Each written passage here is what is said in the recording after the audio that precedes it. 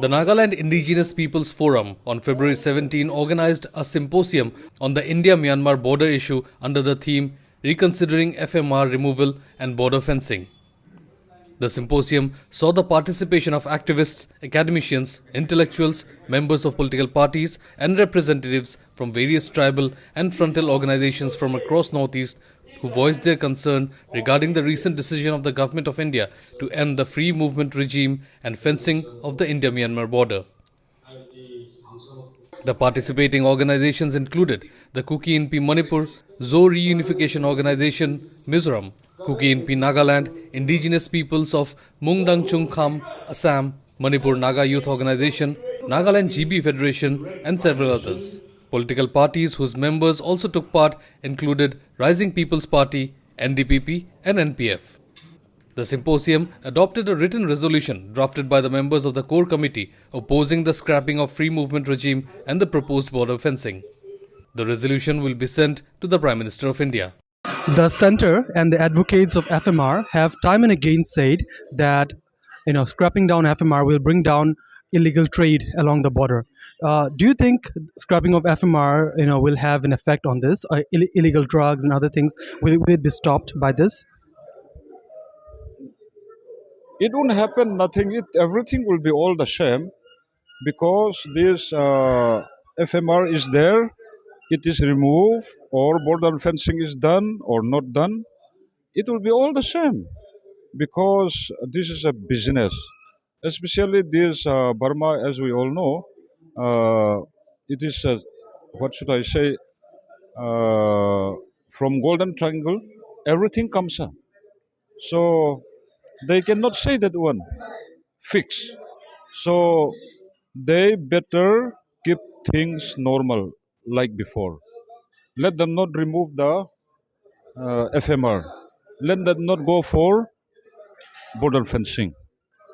So it's better that they keep things normal. Unnecessary expenditure will be there for the central government. So they better don't do anything. Let them consult us. Let them consult the indigenous people in our own states. Say like Nagaland, Mizoram, let them consult us. Without consulting the indigenous people, what they have done is really wrong. Really wrong. So on the issue of drugs and illegal trade, it will not have that much of an impact. Yeah. You don't have it. It will be all the same, and the business will be more profitable for the drugs peddler. So it will more be, they are giving another good chance for a better business for the drug peddlers, drug business people. Are you guys considering writing to the UN to alert them of this situation in this regard, sir? See, we are Indian citizens first, right? So we are presenting a case to the Prime Minister of the country because scrapping FMR is against the very interest of India itself, right? How can you be a 5 trillion economy if you don't, have free movement of people and goods, right? So we'll first write to the Prime Minister and we'll appeal to the higher angels and then try to appeal to the reasoning. And we will tell them how FMR is beneficial to the the economy of the country and how it aligns with the Act East policy. And if they don't listen, obviously it is against whatever human rights principles and even against the indigenous people's rights. So the UN would be an obvious conclusion, right? So that would be the second step. But as of now, we're approaching the Prime Minister, and there's a memorandum that we sent to the Prime Minister.